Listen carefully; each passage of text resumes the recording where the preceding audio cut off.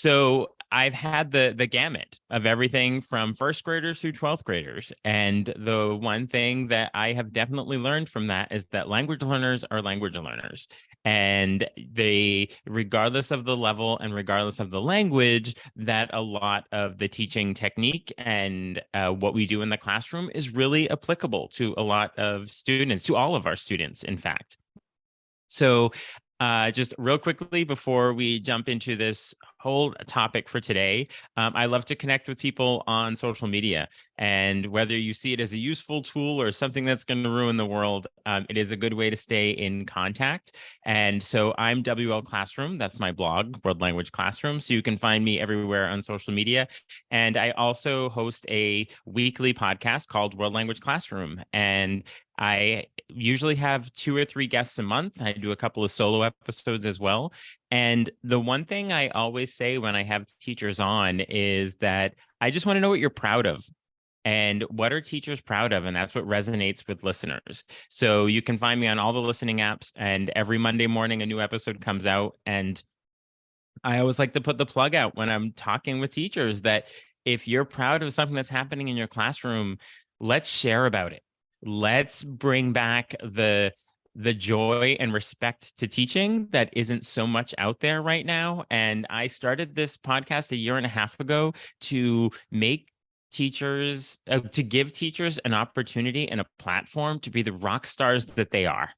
And I'm not somebody who seeks out experts all the time. That's great to have once in a while, but teachers are doing wonderful things. And I like to bring that to what everyone is doing in the classroom. And a lot of what I'm going to share today, I have gleaned from conversations that I've had with teachers.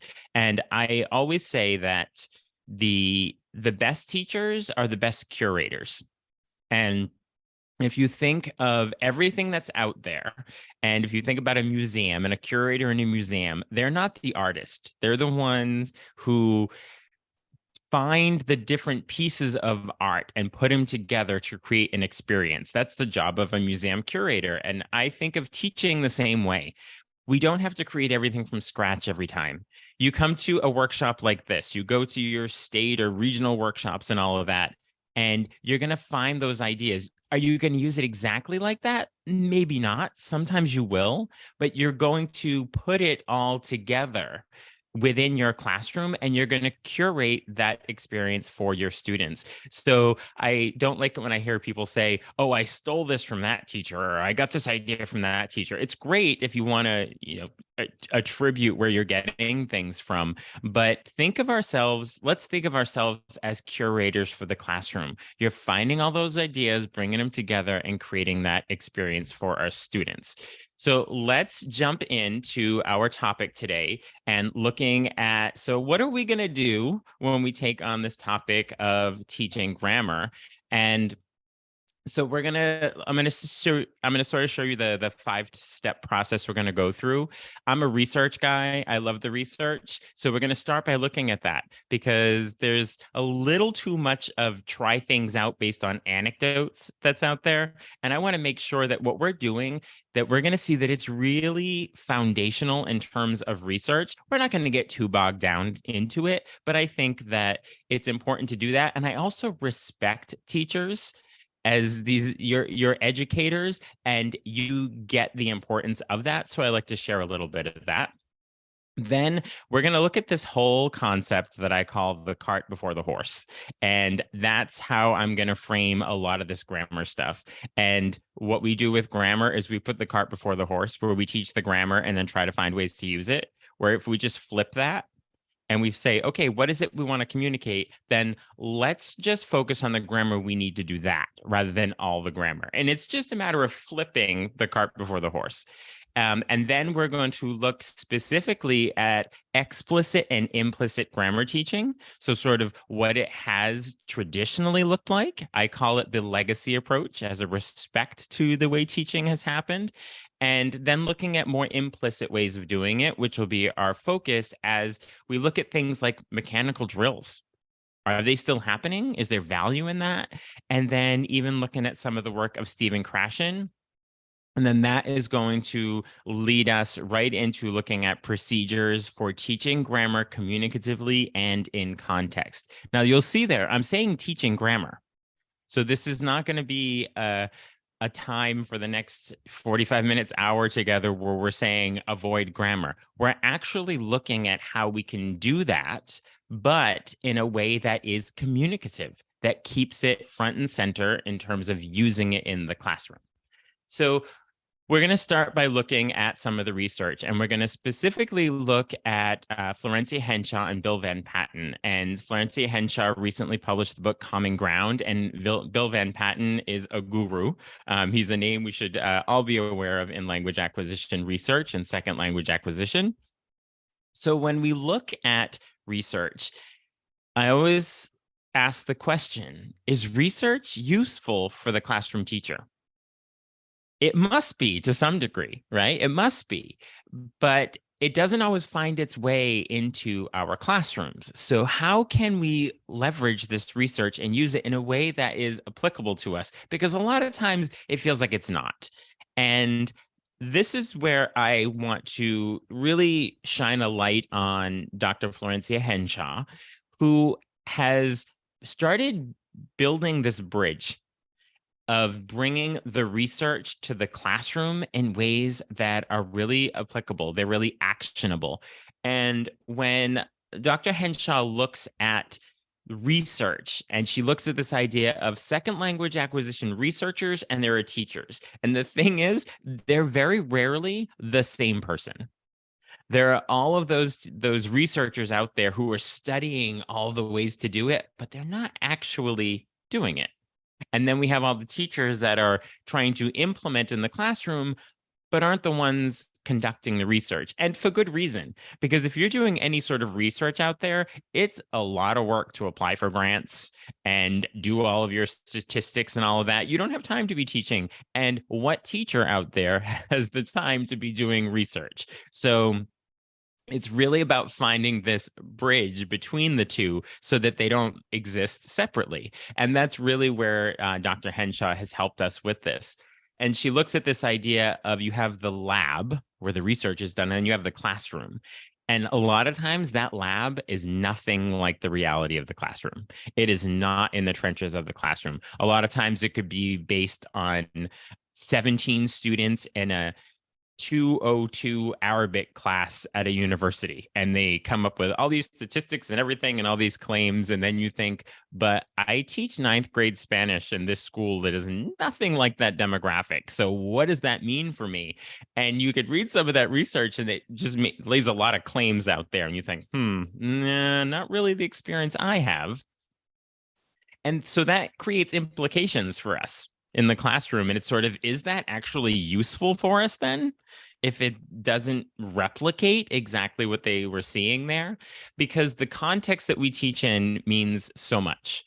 And I want to set this up to give the idea that when you say, oh, research says, or somebody points that out or shows you a piece of research, that just remember the context that we teach in. Think of your own classroom. Think of the demographics of your students. Think of the class size that you have. Think about everything else that's going on in their lives that is independent of their language acquisition, that has a huge influence on their learning, because that context needs to be respected.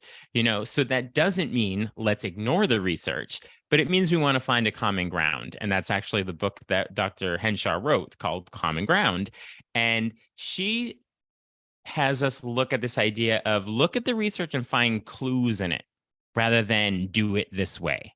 What is that research saying about language teaching? And use it as an opportunity to challenge our beliefs. That is a fundamental thing when it comes to research, is try to use it to challenge our beliefs. A lot of times we think, oh, I teach the way I learned the language. And so I believe that this is the way that it should be done because it's the way I've always seen it. But that's not necessarily always the case. So use it as an opportunity to challenge beliefs rather than take it part and parcel for everything that's going to be done with that piece of research. So as we continue on with that, I want to look at Bill Van Patten. I like to give foundations so we know what we're going into.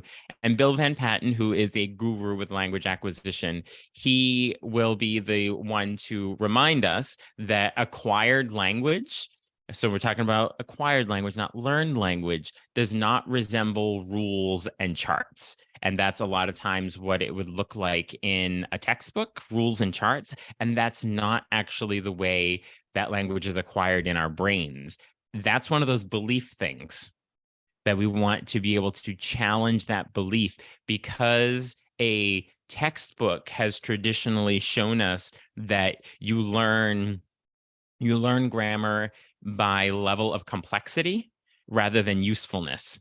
And we're going to look at learn the grammar that's useful to communicate, not just because you start with regular verbs, then you do irregular verbs, you do present tense, then you do past tense. That's order of complexity. That's traditionally the way it's been done. But let's challenge that belief.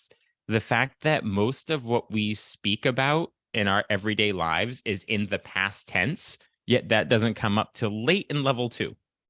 But the reality is, for true communication, it needs to come earlier. But because we are put in this belief system, because of what we've been seeing by published texts, that that's the way we should do it, we continue to do that.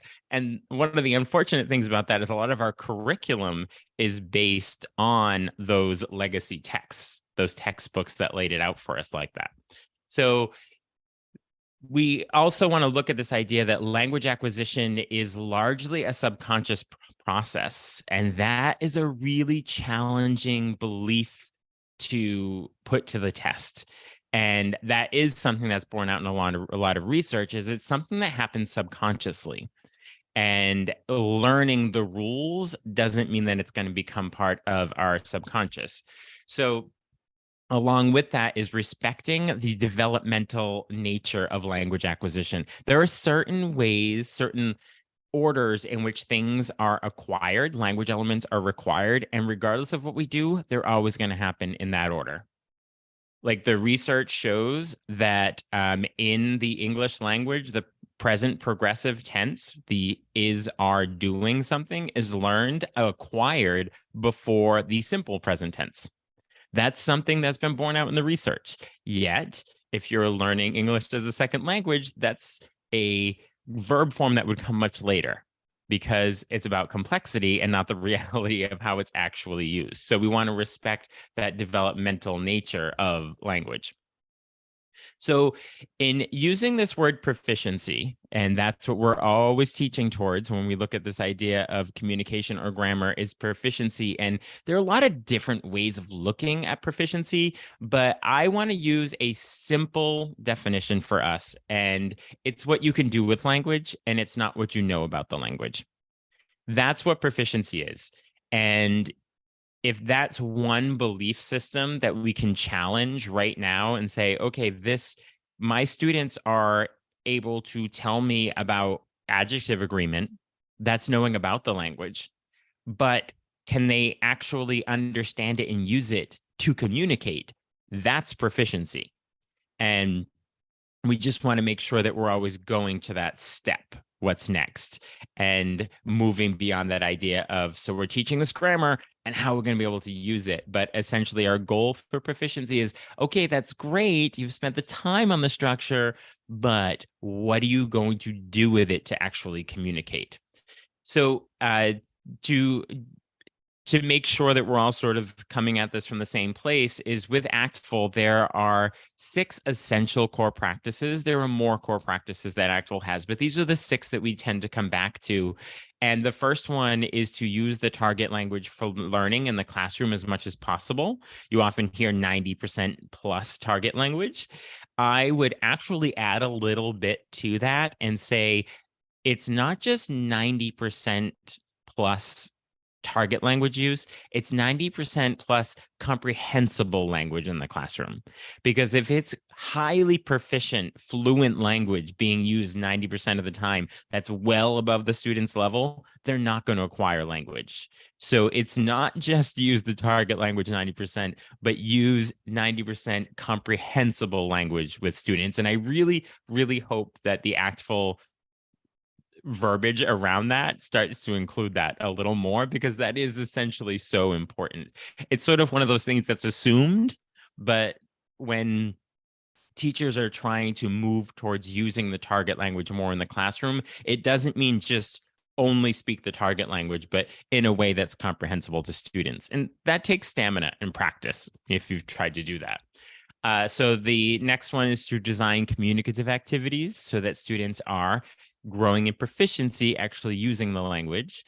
And then planning with backwards design. So that means this is what we want to be able to communicate, and then plan backwards from there. What is the grammar needed to be able to do that? Rather than grammar, grammar, grammar, find a way to use it, which can be very awkward and out of place and not very communicative. And then to use authentic cultural resources. And the main reason for this is it's a way to bring culture into the classroom, because authentic resources are used within the culture for reasons other than language learning.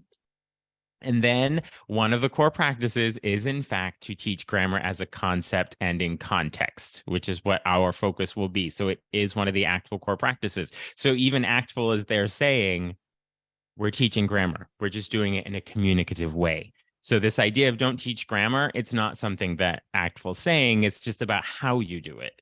And then the last core practice is to provide appropriate feedback so that students are growing in proficiency. So I wanted to share the ACTFL core practices so that we can see that even ACTFL has one of their core practices. This idea has grammar in there, but you just want to make sure that we're doing it in a communicative way. So that was our quick deep dive into the research and everything that's around it. So now I want to look at this idea of the cart before the horse. And this is a quote from Longley and Hillman. And they say that to teach isolated grammar structures first for communication later is to put the proverbial cart before the horse. So we're going to look at ways to go about teaching grammar communicatively. But if the one thing you take away from our time together is, rather than starting with the grammar, start with what you want students to do and then figure out the grammar, or figure out what grammar is not needed. So if you have a lesson that has students doing some particular discussion on a topic, and you have some grammar structures that are within that unit that are not really needed to go on that topic, then maybe we eliminate those out, because they're actually not needed there. They're there for some other reason. Some textbooks said they needed to be in there at some point. So starting with the end point, what are the structures they need there? And if they only need to talk in the first person and ask questions in the second person, then doing everything with first person plural and third person and doing all that, we end up doing all the grammar. But what is actually needed for them to communicate? Because when they're able to communicate, that's when they grow not only in proficiency, but in confidence that they have the language they need there. So let's stop putting the cart before the horse and start with the communication rather than the grammar points. So I'm going to come back to Florencia Henshaw, because she actually says something very similar, where she says, lead with what we want to communicate and not how to do it. And then to address the how as needed in the course of the communication. So this is coming down to the idea that figure out this is what we want to communicate, and then address the structures as needed to reach that communication. So if they need past tense to communicate about what they did last week, then that becomes the focus. But the objective is to talk about what you did last week. It wasn't to start with, oh, we're doing past tense and we're going to figure out a way to use it. So it's, again, one of those cart before the horse kind of moments there.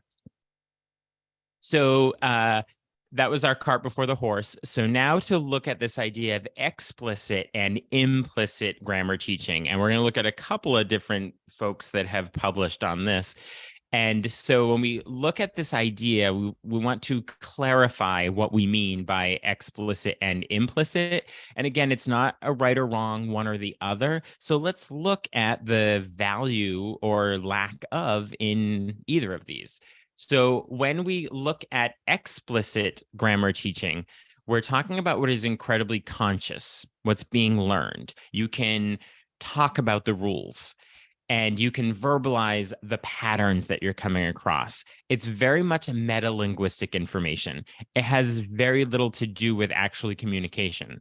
It's sort of saying, I can list the subject pronouns. I can list the endings for AR verbs. I can tell you the irregular preterite forms, stems, and all of that. It's all very meta-linguistic. That's explicit. So when we look at implicit, what happens when we have implicit knowledge is that it's outside of our awareness. And as we looked at earlier with Van Patten, where he was saying that language is largely unconscious, he says unconscious, I say subconscious. We disagree a little bit on that, but he's the guru, so we'll go with his words. But explicit is conscious, whereas implicit, it is moving to that subconscious level there. And so you end up with these subconscious rules that are not able to be verbalized. You can't actually always explain why it's said that way, because this idea of it becoming intuitive and it's spontaneous. And isn't that what we want for all of our students? We want to get to the point where the language that they're using is intuitive and spontaneous. And the way to get them there is through implicit rather than explicit rules. Or if there is some explicit, that we're able to move past it, so that it doesn't always have to be just meta-linguistic information about the language. So what do we do with that information, right? So we have implicit and we have explicit instruction. Should we do it? Should we not do it? Should we do one or not the other? Is there any link? And so there are some people that have some stuff to say about this. And so the first one is Stephen Krashen, who is the father of CI. And he says that explicit learning only results in explicit knowledge. So don't do it. That's what he says. There's no link. If it's explicit, it's just going to stay there and it's never going to become implicit. So don't do it. Right. So he says there's no link.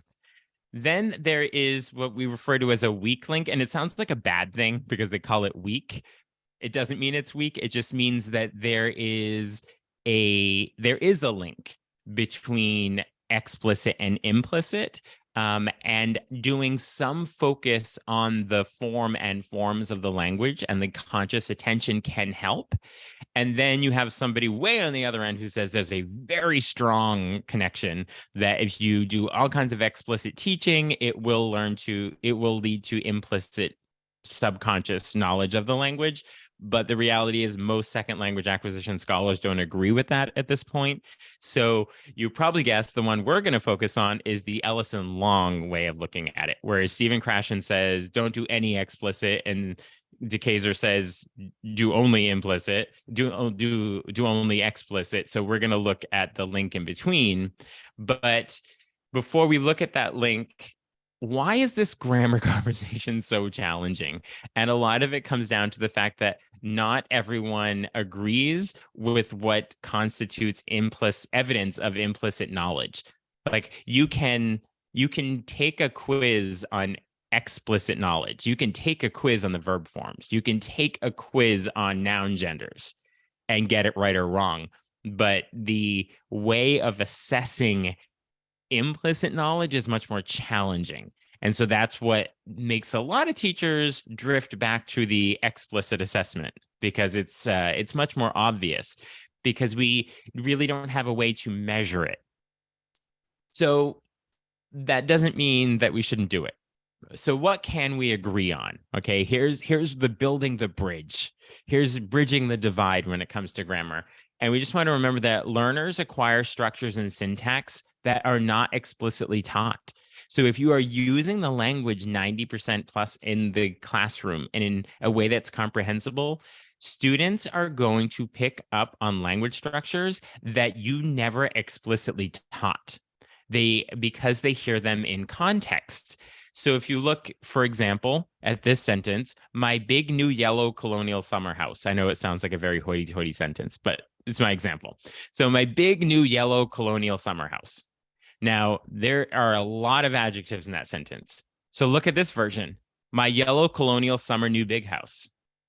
Now we see that, we hear that, and we know the blue one is correct. It's accurate. There's something that doesn't fit about that red one. Because the reality is, in English, when you put adjectives before a noun, they go in the order of opinion, size, age, shape, color, origin, material, purpose, and then the noun. Nobody's ever learning that rule, but it's only because of having heard that the size always comes first and then the colors somewhere in the middle that you implicitly learn these rules as you're going through and you're hearing it. And like if you teach a language where sometimes adjectives go before, sometimes they go after the noun, without ever explicitly teaching that, if you use lots of adjectives in your classroom to talk, and you just have your students then one day just say, raise your hand if this sounds like it just doesn't work. Like if you say, like if you're a Spanish teacher, if you say, raise your hand if you think this sounds correct to you, and you go, la casa roja. Okay, now tell me if this sounds right. La roja casa. And they might be like, I don't know why, but there's something that just doesn't sit right, because that's that idea of it becoming intuitive without ever having taught it. And then you can bring attention to it and actually do some teaching with it and use those examples. But you want to start it with that. Their exposure to it has created those subconscious rules that are happening. So some other things we can agree on is our goal for all of our students is to develop that implicit knowledge so that it's spontaneous and intuitive. That's where we want them to get to. And that language acquisition is this very hoity-toity idea of mental representation of language, that knowing verb forms and conjugations and all of that, knowing measure words is not going to help you to actually communicate in the moment. Being, well, yes, it'll help you towards accuracy, but going up to someone and saying, oh, I can tell you the endings for ER verbs in French. Want to hear them? No, not particularly. Not really my thing. Not really what I'm interested in today, but I would like to know what you would like to drink, because I'm a waitstaff person in a restaurant. So it's really looking at, we want students to use that mental representation of language. So where does this leave us? We know that when it comes to implicit and explicit, that Krashen says, just be patient. Don't do anything explicit. Don't explain any of the grammar. Just expose them to the language in a comprehensible way. Be patient, and all of the rules will become part of their subconscious language system. Just be patient. But then Ellis and Long, who saw there is a somewhat connection between explicit and implicit, says that we can't change the order of acquisition, but this is our bridge, friends. Conscious attention to certain forms can help us move along the stages a bit quicker. So there is an opportunity to bring attention to the language forms, the structures of the language, that can help move the stages along a bit quicker. We just want to do it in a way that is very communicative with students. So now that we have that, we want to remember that rules and practice are not going to move to acquisition. And before we look at exactly doing it communicatively, I want to address the question of mechanical drills, because so much of this is happening in our classrooms. And we have this question about, do mechanical drills lead to, like, if you do it enough of the practice with the verb forms, will it become subconscious? And the Bill Van Patten and Wong came up with an article where they said the evidence is in and drills are out. So I kind of figured this coming from Bill Van Patten, but he's saying that this idea of mechanical drills, it's based on behaviorism, and that practice makes perfect, and learning a language is like learning anything else. And that's just simply not the case. So that these mechanical drills are not leading to implicit knowledge. They're just getting really good at explicit and being able to explain the rules. So we're going to look at structured input, which is a Bill Van Patten method, and that groups doing structured input performed much better than those doing the drills. And when we say performed, it means they were able to communicate and not just talk about the rules.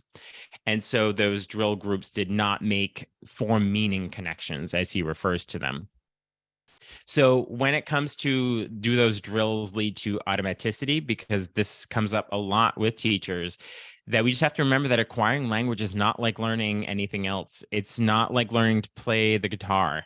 It's not about learning to drive. It's a very subconscious process. It's something that every neurotypical person, as a infant, growing child, and toddler, was able to do in a way that they did very little. They did nothing to make it happen. It was just sort of the exposure and interaction with. And so again, when we look at those little details about, we end up acquiring these things that are never explicitly taught. And if that happens, that means that we can implicitly learn things. So I'll give you another example, like the adjectives earlier. And if you ask somebody, are you a student? And they say, yes, I'm a student. Now, if you say, yes, I'm, or yes, I am. Are you a student? Yes, I'm. Yes, I am. We know the yes, I'm is wrong. We know that doesn't work. There are grammar rules behind it, but they're not rules that everyone really learns. And the rule is that when you have a contraction, it has to have a complement after it. That's really what the grammar rule is, but nobody's thinking about that. It just sits there like, ooh. If you say, yes, I'm, you're waiting for something to come after it. So again, these implicit rules get formulated in the subconscious way that we need to keep aware of. So Stephen Krashen, just to sort of debunk a little bit with this, a big fan of Stephen Krashen. He has made comprehensible input a thing in the classroom, and everybody is really championing it right now. But Stephen Krashen has his idea of the input hypothesis. That's what we all know as CI, comprehensible input, and the idea that you can't acquire language that you don't understand. That's essentially what it is. But his input hypothesis, comprehensible input, is actually part of a 5-part hypothesis. And a lot of it doesn't get talked about. We only focus on the input hypothesis. But there's the acquisition learning, the affective filter, natural order. And he also has what he calls his monitor hypothesis. And a lot of us are not talking about this in the CI classroom, because the monitor hypothesis is about explicit rules. And so even Stephen Krashen says, okay, we have our comprehensible input, right? So that's where students are making meaning of language. And then you have your affective filter, which means they're in a happy, supportive place. So it's able to go into their language acquisition device, which is that subconscious place in their brain. And then it becomes acquired language. And then students have output. And that's basically what comprehensible input is. But right here, he has what he calls his monitor. And this is language that you know the rules for, and you're able to essentially monitor and filter the language that's coming out of your subconscious with the learned rules that you have, and then you can correct it as it's coming out. So even Stephen Krashen, who has his very sound concept of comprehensible input, does have a place in there for some learned explicit rules to help filter the subconscious language that's coming out. So I just want to put that bridge in there so that if we're looking at CI as the no grammar, that there is an opportunity for that. But we always have to remember we don't want it to be a slippery slope, right? We want to make sure that we do keep it communicative and that we don't fall back on just the grammar rules, because that's not really what it's about. So now let's look at the reason you all showed up, to teach grammar communicatively and in context. So the first way we're going to look at this is a Bill Van Patten method, and it's called structured input. And he really gets into this in his book, Making Communicative Language Teaching Happen. It's used in a lot of applied linguistics programs for teachers that are studying to be language teachers. And so structured input is input that is manipulated in particular ways to push learners to become dependent on form and structure to get meaning. So I'm going to show you some examples with it because that looks very linguistic and can get a little theoretical, but it's essentially a way of looking at structures in a communicative way rather than just explaining grammar rules. So when we're doing structured input, we want to only focus on one thing at a time rather than all the verb conjugations. It's just first person. It's just third person. We want to keep the meaning in focus. So it's not about the structure, it's about the meaning of the structure. We want to use oral and written input. And then you want learners to do something with the input to show that they understand it, but they also understand the structure and how the meaning comes through the structure. And you want to move from single sentences to larger context. And then from referential to affective, that means go from using just the examples of the activity to creating your own. So this, again, looks very theoretical because it's a second language acquisition theory, but I'm going to show you what it looks like. You're going to say, oh, yeah, okay, that makes sense. So for example, this is an example in Spanish, and you have some sentences on the left-hand side. Some are in the present tense and some are in the past tense. And then you have two columns. So you have the first one, ayer means yesterday, and hoy is today. So all you have students do here is look at the sentence and then just say, did that happen yesterday or does it happen today? So looking at the first one, that sentence, the E with the accent on it is what puts it in the past tense in Spanish. So that is how they're able to say that it was yesterday, whereas the second one is in the present. So this is the idea with the structured input is they're not saying it's the past tense. It's putting a communicative twist on it that that verb form puts it in yesterday.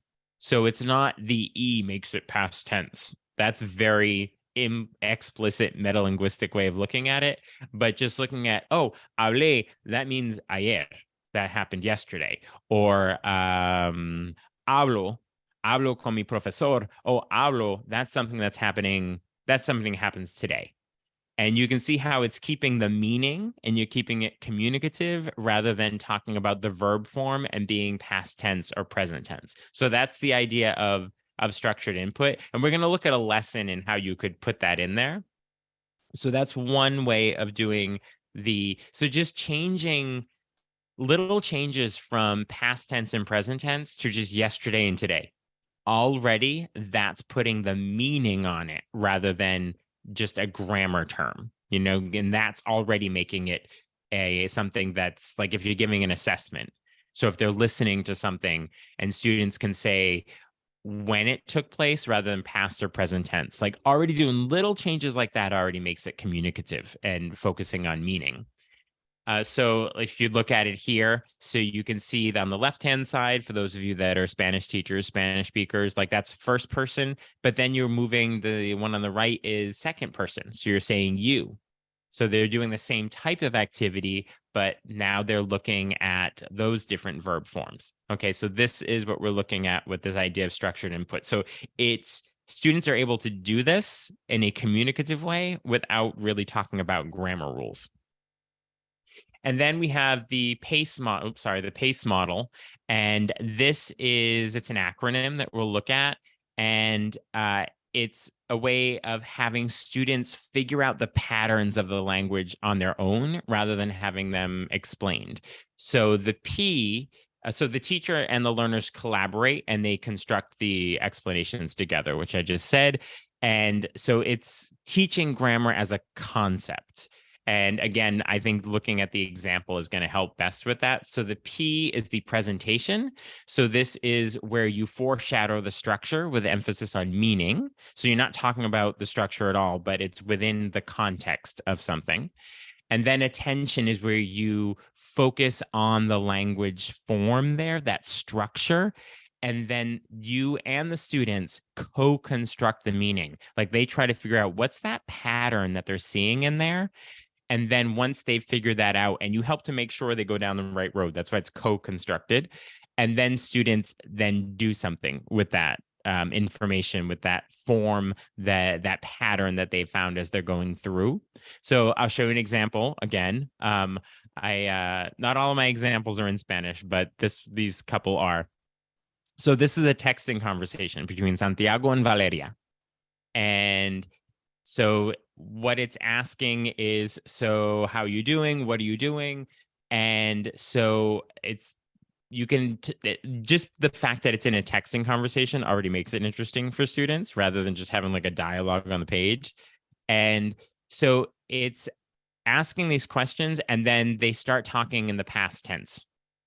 And there are certain words in there, like the word yesterday comes up. So you can start asking about these different things. So did you study? When do you study? So it's just making sure they know all of the different vocabulary that's coming up. And then once you've spent some time making sure students understand the verbs, not necessarily the forms, but just the verbs, then that's the presentation part. And then the accentuation part, this is where you want to point stuff out. So you can say, so in the red here, you have today and you have yesterday and you have last week. So today, that's going on now. Yesterday and last week, those are things that happened in the past. And then to look specifically at the verb forms and you say, okay, can you find the pattern? And they can see like, oh, it's that aste on the end that put it in the past. So it's making that connection there, and then have students do something with have them then say either in there what they did, or they can ask somebody else if they did something, but using that form in there. But what you'll notice is it's very specific. It really is just looking at the second person, not all of the different forms. And that's when it can get a little challenging for students when we try to do too much grammar at once. And then you can combine that with a structured input. So based on what you just saw in there, and we co-constructed this meaning, now pair it up with this structured input and say, based on the patterns you saw in there, so say we're using the one on the right, based on the pattern you saw in there, can you tell which ones happened yesterday and which ones happened today? And then they can be confirmed about the rules that they saw that were in there. So start with presentation, talking about it, make sure they understand it, highlight the structures and help students define the patterns, and then do something where they see what the pattern is and they can use it in context. And then the last one here is a dictogloss, which means dictation in words. And so some researchers postulate that requiring learners to engage in output via recreating a text may push them to process it more deeply than just working on input alone. So when you're doing a dictogloss, you say a couple of sentences to students, and then you have them write them all down from memory. That's essentially what it is, right? So you start by, again, preparation, familiarization, like we did with the other one. Then you dictate something without writing, teacher reads, students just listen. Then the students try to reconstruct the sentences just on their own, not one after, like you say a sentence, they write it, you say a sentence, they write it. You try to do maybe 4 or 5 and see if they can remember them. And the research is showing that by trying to remember is helping them to solidify subconsciously. And then they verify by looking at the original version and then have them do something with it. So if we look at the example we just had, you could use these sentences. So you could say, I spoke with Raul, I buy a sweater, and then have students try to recreate all these and see if they are putting them in the right forms. And you can also have them put things like yesterday and today on the end to help them pull that focus into that as well. And so now I'm going to show you a unit that brings together all of these to try to do them all together. And so this is using a write and discuss. And if you do any comprehensible input or TPRS type things in your classroom, you might be familiar with a write and discuss. But I have a whole, we don't have time to really go in detail with it. But if you want to listen to episode 75 with Ben Fisher Rodriguez, he does a great explanation of this whole write and discuss process. But essentially, you start by students read something or they watch a video, something where you're engaging with language. Doesn't matter what it is, any kind of content. And that can be an authentic resource, they're reading, video, audio, anything like that. And then what you want to do as the teacher is you engage with that content by having a discussion about it. And then you write a summary text on the board with student input. So you end up writing up on the board all the things that they remember from the discussion. And as you're doing that, you're adding in some vocabulary, you're highlighting maybe a structure, which is really good. I'm going to show you in the unit that you want students to focus on as you're going through. And then you can follow up with that with either structured input, Dictogloss, or PACE. So that's what a write and discuss is. So basically, you talk about something in class, you read something, you watch something, and then you write a paragraph on the board summarizing it based on what the students remember, and you write it accurately on the board. So in the end, it ends up being a text that they completely understand because they contributed to it. So once you have that text, then you can use it to do structured input or Dictogloss or PACE. So this particular unit I'm going to show you now, this is a French example, and it's Le Chandail d'Hockey. And it's this story about these kids in 1940s Quebec who loved Maurice Richard, a hockey player, and they did everything to be exactly like him. So we read this whole story, we watched some videos, lots of stuff about Roch-Carrier and Maurice Richard. And so when we did our write and discuss after, I'm like, okay, so now we're going to write about this story. And so the students would tell back the story of what happened, and they did it all in the present tense, because that's kind of where we were. So they would say, we love this hockey player, and so to be just like him, these are all the things we do. We lace up our skates like him. We put tape on our sticks like him. We cut out all these pictures. So all these things we do to be like our hero.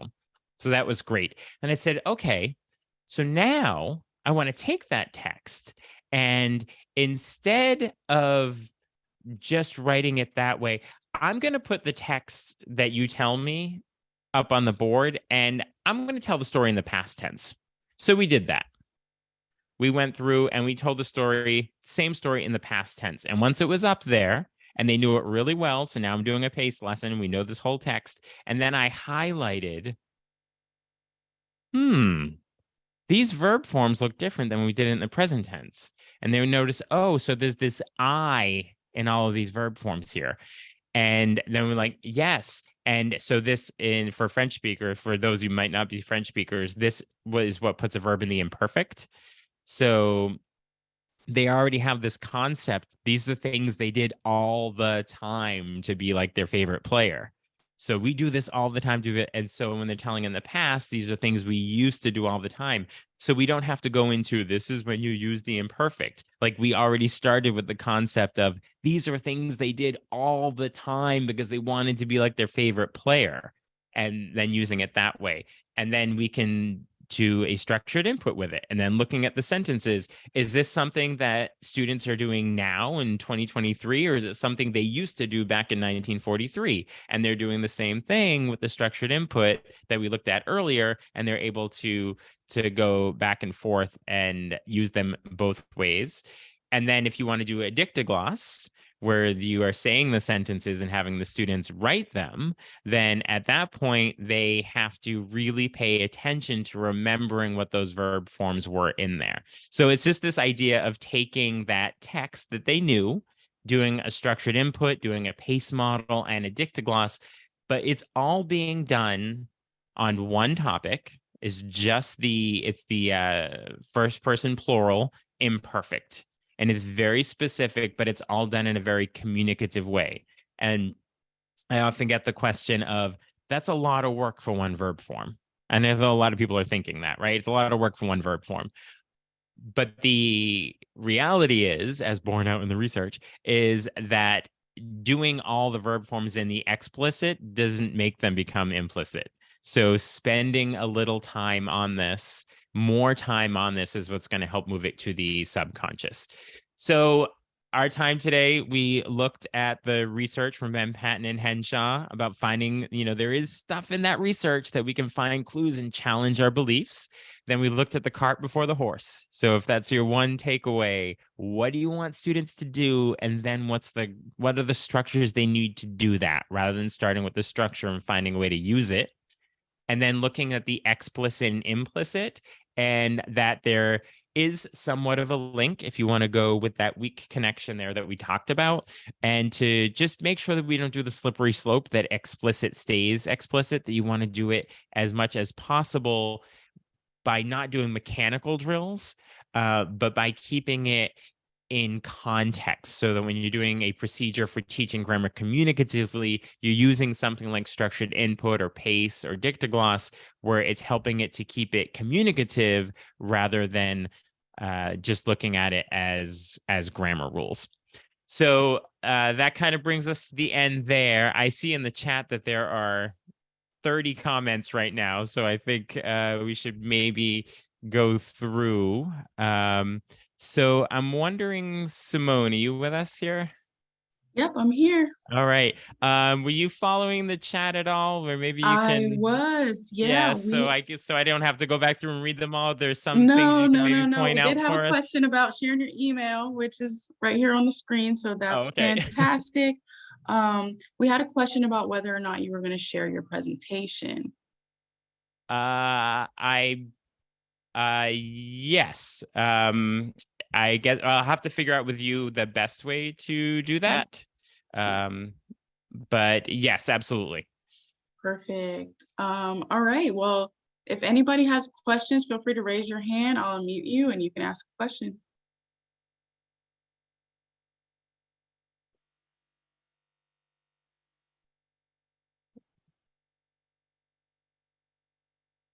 So some of the things, like a lot of people are asking for, I saw the PACE model, stuff like that.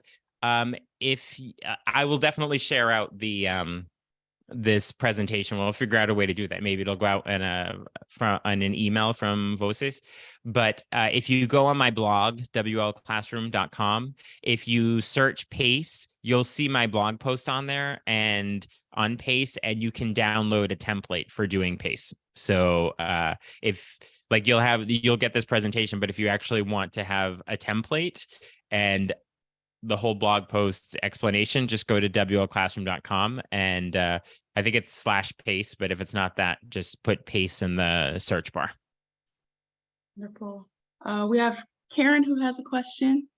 So you can go ahead and ask, Karen. Hi, my name is Karin. Hi, Karin. How are you? I've seen you before in BU. I've seen you around. I'm from Massachusetts. Oh, where in Massachusetts are you? I'm teaching in Holliston the next last 2 years, but I've seen you before in BU and. Oh, okay. Good to see you again. Good to see you too, and I couldn't miss this. I think that you're gonna come to my school in October. Oh, okay. Yes. Yeah. So my question is, great presentation. I'm very truly believer of proficiency, and I remember the way when I learned English as a second language, and you hit a lot of points that I remember that was the approach when I learned English as a second language. My question here, and I also saw somebody else saying the same thing, your Dictogloss. I grew up in Peru. We have dictado maybe in second grade where the teacher dictate, and in Spanish is very logical, right? Whatever is what you say and what you hear. Some exceptions. So the dictation, I've done this before also, but just for singular vocabulary. How do you do the Dictogloss? I've never heard about this. And how is that, like a sentence? You pause? Do you say a sentence? You pause, you wait until they write, you do it all at the same time? How do you do it? Yeah, so it's definitely developmentally. I wouldn't do it with second or third graders. It's definitely more of an I would say definitely university, high school, and some middle school students could handle it as well. But the idea is you don't do a sentence, they write it, and the sentence they write it. It's to the way the research was done on it is that you are listening to at least 3 or 4 sentences and you're trying to reconstruct those sentences. And it's helpful if students do it together. That's the way it's sort of put out there. But I will tell you specifically the way I do it that's worked. And I'm glad you asked this, so I had a time to say it, is if you ever do running dictations in your classroom, where you'll have the sentences on one side of the room and you have students in a group of 2 or 3. So you have a writer that's 10 feet away, 20 feet away, and then you have the sentences on the other side, and you have one student who reads the sentence. Then they have to go back and say it to the other student who has to write it down. Or you can have one student on either side and one student that runs between them. So one student reads the sentences and says it to one other student. They run to the other side, say it to another student who has to write it down. And so what they're doing is they're focusing very much on a lot of the language forms when they're doing that. So it's very interactive, and it's a way of doing the Dictogloss. So it's one by one. Why is one sentence? You read, you. With that version for younger students, or you can have them do as many sentences as you want. But I find that if you really want to focus on accuracy, to do a smaller number of sentences. But it's one that students love. They'll end up writing 10 or 20 sentences and not realize it, and really focusing on the structures. Like they'll really go back and make sure that their verb forms are all correct, and if you can gamify it in some way, that, if it's totally correct, you get 5 points. If there's one mistake, you get 4 points. If there's 3 or more, yes, see, similar to running dictation, somebody just put in. So you can actually use the Dictogloss in doing the running dictation that way. Okay. Thank you. Awesome. Adriana, did you have a question you'd like to ask? Yes, I actually have 2 questions and then your opinion, but I'll just give you one for now so that others can Okay. chance. I'm so glad to be here. I actually was the one that sent you a message last week asking about some time. So I'm really glad that we actually are connecting now because I can ask you these questions.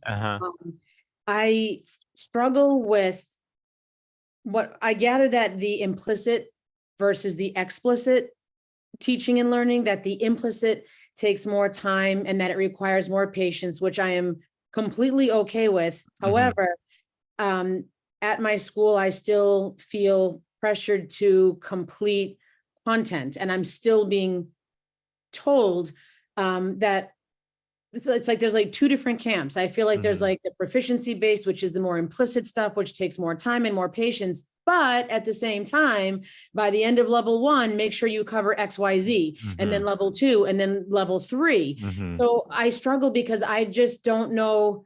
I guess I don't know which one is better than the other, more important than the other. I don't know how to marry the 2. It's yes, absolutely, right. What it's that divide thing, and we're in a transition time right now where so much of our curriculum is still based on the explicit grammar rules, even though the trend and research and the current practices are not doing that. And so schools are trying to retrofit the more progressive teaching into their curriculum that is not up to date with that, right? And that's where the frustration is coming in, right? And so what really needs to happen is the curriculum needs to change. A lot of us are not in a position where you can change the curriculum in your entire district in your school, right? So that's like the easy answer. So that's not the answer I want to give you. So the first answer I'm going to give you is the one, John Bracey. He is also a teacher in Massachusetts here. He often does webinars. He's a Latin teacher. He does a lot of communicative stuff. And he always tells teachers the number 1 rule is don't get fired. Number 1 rule is don't get fired.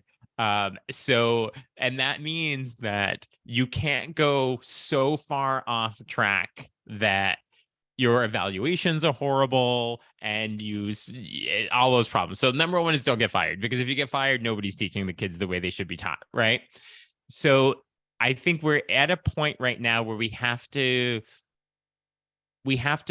honor what we know is the right thing to do, but also with humility that sometimes you have to respond to the demands and the requirements. And I will tell you very honestly, from my own teaching situation, so I have 8th graders, and they all go off to a lot of different high schools. And so many of their high schools, they take placement exams that are all multiple choice about fill in the blank. If they get the first 20 right, they go on to level 2. And it's all grammar forms and everything. So if I didn't teach those things, they would all place into level 1, being very communicatively competent in French and Spanish from my classes. So to make sure that doesn't happen, I have to take like 2 or 3 weeks here and there, and I tell them, this isn't going to help you at all. It's just going to make sure you get into level 3 in high school. And so we're going to do this. And I'm very transparent with them, and they get it. And a lot of times I don't even grade it. It's things that this is what people are going to expect, that you know these verb conjugations, and then when that's done, we go back to reading a book and talking and watching things and all of that. So I think sometimes we have to do that. I would say in terms of colleagues, this comes from Florencia Henshaw, who Common Ground that I referenced earlier. She was on my podcast, and I asked her, what do we do if we're in a department that isn't on board with this? And she said that what you need to do is not find the teachers who are standing on the sideline and not interested, because you're not going to change their minds. You need to find the teachers that are intrigued by what you're doing and start the conversations with them, because they're going to be easier to get on board. So it's find ways to make the happy medium without getting fired, and right, and like finding those colleagues that are intrigued, because the intrigue is going to get the buy-in. Would you say that was that a very long answer to that? No, Sorry. that's okay. It's a loaded question, and Yeah. I know there's a lot that goes into it. My plan moving forward is to try to, and you touched upon this at some point when you were speaking this evening, is to maybe think more thematically and think about what it is I want the kids to be able to do. If I teach Italian, if they were in Italy and they were trying to get around the city, transportation, whatever, and then start with that as a main plan, and then think of what's the vocabulary that they need, what's the grammar that, because I still find that I am doing like sometimes grammar first, and then just as you said, then thinking, okay, now how, okay, so I taught the future tense, but what are we doing with it now? Now what? And then you get stuck. So I think I really do need to put my horse before the cart. Yes. And if I start absolutely. that way, and then I can just think, and then there's different ways, like you just gave an example where you use the present tense as well as the past tense with that, like the phone. And so would you suggest maybe if I think more along the lines of themes, and then what I need, that might be, rather than putting the grammar first? Yes, absolutely. That's the whole idea of what do you want them to communicate? Okay. What do you want them to understand? And then what is the language they need to do that? And I also think that one of the divides that happens with departments and a lot of that right now is that there's the CI camp of no grammar, and then there's the legacy way where it's all the grammar and everything. And I think that if you have conversations with colleagues where you're saying that, yes, I'm using comprehensible input in thematic units, and we are addressing grammar topics just in a communicative way. And if teachers hear that, then it's like, oh, you are not anti-grammar. Because as soon as you're a progressive teacher, the divide goes up. And it's like, oh, yeah, she's the one who doesn't want to do grammar, But I think it's important. It's like, great, but try to do it in a communicative way. Start by, what do you want them to do? What's the grammar they need to do that? Like, have them start there. Have them Perfect. start Thank there. you. Thank you so much. Yeah. Amazing. Joshua, I know we are quite a bit over time. We do have one more hand up, if you don't mind. Yeah, perfectly fine. Bring it. Go ahead, Lourdes. Hi. So my questions is probably a simple one that probably has no answer. I teach in California, and we are unfortunately in the process of adopting a new textbook, and they chose the Vista book, which I don't like, but there's nothing I can do about it. Are they ever going to have a CI textbook, hard book? Has anybody come up with one? I know that back in the day, I used to teach when I was going for my master's. I was at UCLA, and they had what they called it. CI came from that. It was, I forget what it was called back then. It's a long time. I'm 71. So anyway, and it worked really well, and it had the idea of you teach the thing first, and then they would tell you what the grammar was, so it went that way. And they used to have a book that did that back then, but what was it called? It was called something else before. Yeah. Is there a book there now? I think that there are, I know that there are a number of newer books, and Simone, you maybe could speak to Voces with that. Did you call it Voces? Voces. Yeah, I always see it in writing. Digital. Okay, Voces, right? So I'm assuming I have Voces Digital. I've been using Voces Digital for 3 years.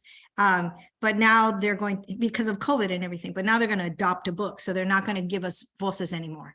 So I know Voces. I've been using both the grammar book, because, they make us and teach grammar, and the storybook. So I've been using both. But I'm talking about a hardcover textbook, that not a department, because the departments have nothing to do with it. It's the district. The district is the one that adopts the book. What level of Spanish do you teach? I teach right now 2 and 3. Okay, so we have actually Nuestra Historia in physical textbook versions. Physical textbook? Yes. So if you're interested in that, you can definitely email us, and we can get you some more information on that. Unfortunately, I can also drop the district about it. Yeah, they would have to buy enough copies. Yeah, for all the I think a good answer, a good reply to the dilemma that happens is, rather than feeling like you have to follow the way a text, regardless of the textbook, the way it is laid out, it's how you use it. So what ends up happening in a lot of textbooks is they will, at the beginning or the end of a chapter, there'll be some sort of dialogue or some attempt at a authentic resource that uses some of the structures from the chapter. And usually it's at the end. And it's like, so now you've learned all this, and now you're going to read this little story or something where it's going to be applied. So rather than following the way the chapter lays it out there, like, use that at the end, at the beginning. Like, it's the first thing that you do. And you do a pace model with it, where the students use it, and then have them try to find what the structures are and the patterns. And then they can see within the chapter where those verb forms are or something like that, but just do it first. So it's about how you're using the resource. And I saw a quote the other day. Somebody said, "I don't get overwhelmed, I look for resources." And so I think that's what happens. It's like, but I have to use this textbook, but like, it's how you use it. Can you pull out the authentic resources that are in it? And just kind of, it's cart before the horse. They do it in every chapter. They do the grammar and then they put it to use after. Whereas if you start at the end and teach the lesson backwards, it'll probably come out pretty communicative. Thank you so much. Yeah. Wonderful. Well, thank you so much, Joshua, for joining us. And absolutely. all of our participants today. Stay tuned for the recording. We will send it out via email. Joshua, you can just send over your slides, and I'll make sure that gets included in the email as well. Absolutely. Awesome. Okay. Thanks so much, everyone. Okay. Thank you so Muchísimas much. gracias. Merci beaucoup tout le monde. Bonne soirée. Adios. Adios. Nos Addio, vemos. Adriana, in italiano. Thank you. I'm following you now in Instagram. Bye. Thank you. Bye. Bye.